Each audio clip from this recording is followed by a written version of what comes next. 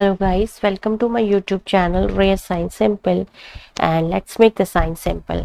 I'm giving lectures nowadays on the CRISPR system, and today I'm going to cover the topic CAS12 and CAS13, which are the type 5 and type 6 kind of CRISPR. So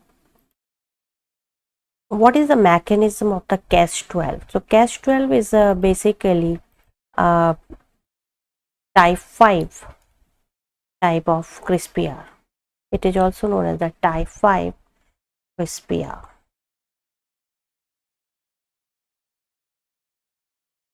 You know, the Cas9 is the type 2 CRISPR.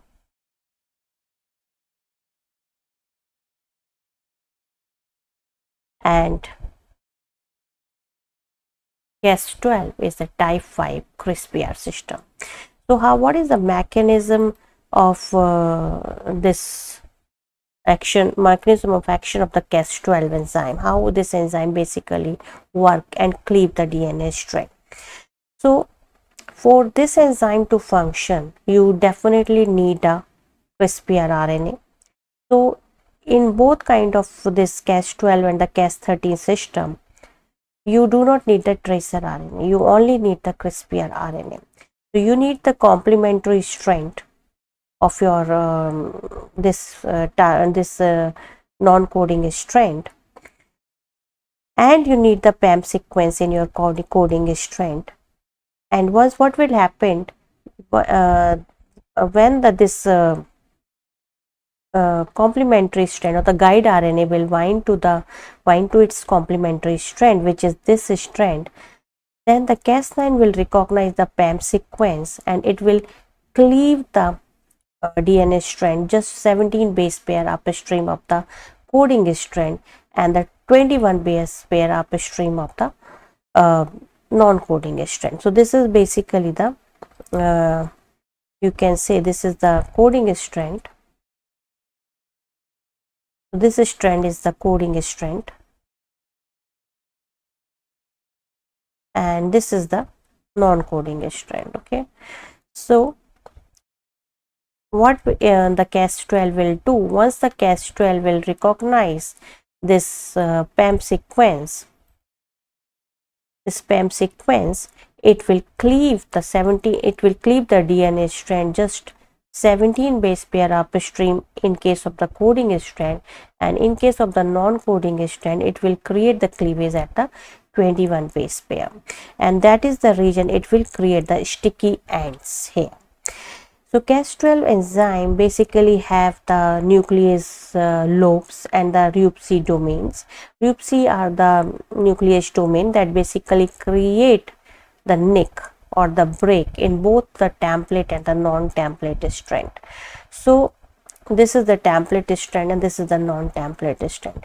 In the template strand, it create a nick just 17 base pair upstream, while how it create a nick just 21 base pair upstream of the PAM sequence is not being cleared.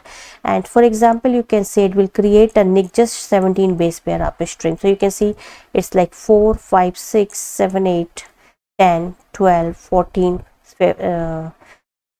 15, 16, and this is the 17 base pair. Here it will create a nick at the 21 base pair upstream. So here you can see 2, 4, 6, 8, 10, 12, 14, 16, 17, 18, 19, 20 and 21 base pair upstream, and therefore it will create the nick, it will create the sticky ends. That is the mechanism of the Cas12 enzyme. It is the type 5 kind of the CRISPR system. It has the unique, your target strand should contain the unique kind of PAM sequence, which is either the CT-A-TTN or TTTN, where N can be any nucleotide, and you should have a CRISPR RNA. And once the CRISPR RNA will bind to the complementary strand, Cas9 will recognize the PAM sequence and will create the R loop. Once the R loop is created, it will cleave this strand, just 17 base pair upstream in case of the coding strand and 21 base pair upstream in the non-coding strand, with the help of the reupc domain, and will create the sticky ends, and that's how it will nick your DNA.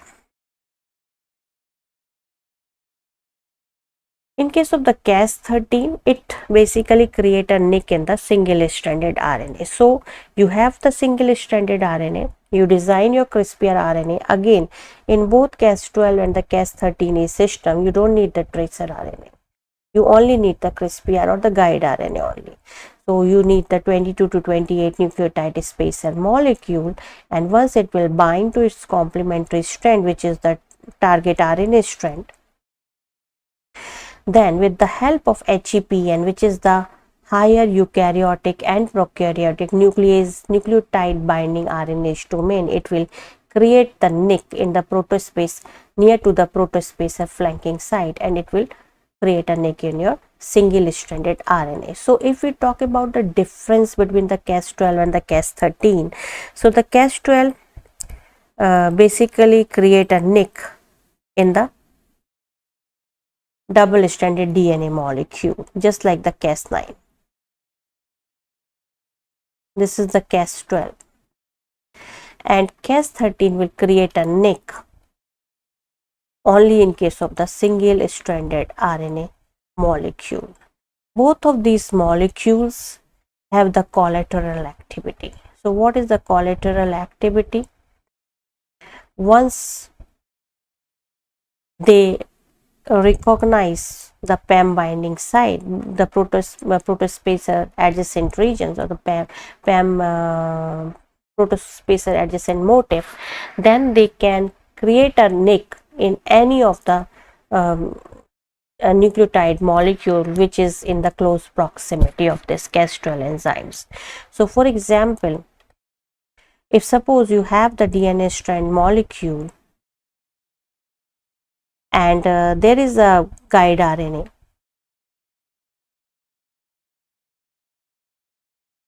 that is having the CAS12 or CAS13 molecule, then that will bind to this complementary sequence, and if you have any nearby DNA molecule or RNA molecule, let's say in case of the CAS12, if you have any double stranded DNA molecule, or in case of the CAS13, if you have any single stranded DNA molecule that contains the reporter molecule, this is the reporter molecule, then this CAS12 will basically cleave this particular DNA strand molecule which is attached with the reporter molecule and is present in the close proximity of this enzyme, and therefore it will emit the fluorescence which could be detected by any detector. So that's how this is known as the collateral activity, where they can not only cleave the sequence which they are recognizing, but they can also cleave the sequence which is in the close proximity of them. So to understand this better, let's understand this by using this example. So two kind of system basically are used in the diagnosis by the CRISPR system, where we can use the collateral activity of the CAS12 or the CAS13 protein. For example, in case of the CAS12, you have the DNA molecule, you isolate the DNA molecule from the patient sample, you can enrich the DNA molecule by the recombinase polymerase amplification, which is the isothermal amplification kind of system, where you don't need the PCR machine, and you can at constant temperature you can enrich your target sequence. In this case, this is the DNA which you have isolated from the patient sample. Now once you have done the recombinase polymerase amplification, you have the enough DNA molecule with you. Now for this system to work, you need to add in this DNA molecule, you need to add the CAS12 enzyme as well as your guide RNA molecule. So guide RNA will bind to this particular sequence, and once it will bind to this sequence and CAS12 will recognize the PAM sequence, then you need to add one DNA strand molecule that has the fluorophore or the reporter attached to this. Here this is the fluorophore molecule, and this is star, the black star, and this is the quencher. So once this guide RNA will bind to this DNA molecule, the Cas12 will recognize this DNA molecule, and once it will recognize the PAM sequence, it will cleave this DNA strand molecule that is attached to the reporter molecule. So basically what you are doing, you are having the DNA molecule, DNA from the patient sample, you have the Cas12, you have the guide RNA, you have the DNA molecule that is attached with the reporter molecule and the quencher. This is the fluorophore and this is the quencher. Now once the Cas9 Cas12 will recognize the PAM sequence in this DNA molecule, it will cleave this DNA molecule that is attached to the reporter, and therefore this reporter molecule will give the fluorescence and which could be detected. So this is the detector system basically used in the case of the Cas12 enzyme. In case of the shell lock system, what you can do, you can use the CAS13 enzyme. So basically again what you are doing, you are having the patient DNA molecule, or if you have the patient RNA molecule, you can combine the recombinase polymerase amplification in the presence of reverse transcriptase enzyme. So it will convert this it will do the transcription, it will amplify your DNA molecule, and it will produce the RNA molecule. And this RNA, because Cas13 only worked in the case of single stranded RNA molecule, so now you should have in your system the Cas13 protein, the guide RNA that is complementary to this RNA, and the reporter RNA that is attached with the reporter, and this is the fluorophore and this is the quencher molecule. So once this guide RNA will bind to this RNA molecule, Cas13 will recognize the PAM sequence and it will cleave the nearby single stranded RNA molecule, and therefore once it will cleave this single stranded RNA molecule, it will fluoresce and you can detect the presence of particular DNA or RNA in the patient sample. And both of these technologies are basically used for the detection of the COVID also, where the Cas12 and the Cas13 are basically used for the detection of COVID infection. Similarly, the Cas12 can be combined with the nanoparticles as well for diagnosis a particular kind of disease. For example, this is the single stranded DNA molecule that has the 3' phosphate molecule here. So this is the 3' phosphate molecule, and because it has the 3' phosphate molecule, no other base could be added here until and unless there is the cleavage. So what we will do, we will add the Cas12, and Cas12 will cleave this molecule, and so that you will be getting the 3' OH here. Now you will inactivate the Cas12 protein, and you will add the poly T formation with the help of terminal deoxynucleotide transferase in the presence of TTP. So it will add the thymine residues at the 3' position, and now you will add the copper Cu2 plus ions in the presence of ascorbate.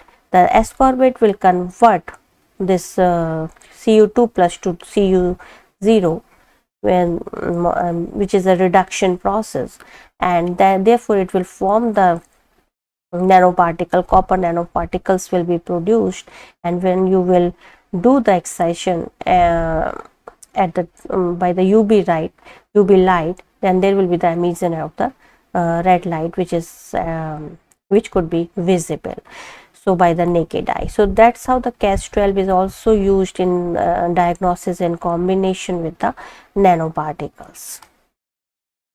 So that's all about this lecture, and if you like this if you like the content, kindly subscribe my channel.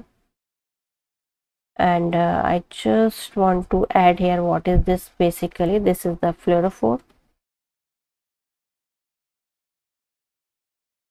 and this is the quencher, and once there is a cleavage, this fluorophore is going to be fluoresce. Okay. Similarly, this is the fluorophore, this is the quencher, and this is the, when there is a cleavage, this fluorophore molecule is not going to be quenched by the quencher, and there will be the fluorescence. So that's how these systems are basically used for the detection or the diagnosis of a particular diseases. So thank you very much for watching my channel, and if you like the content of this channel, kindly subscribe it. Thank you so much.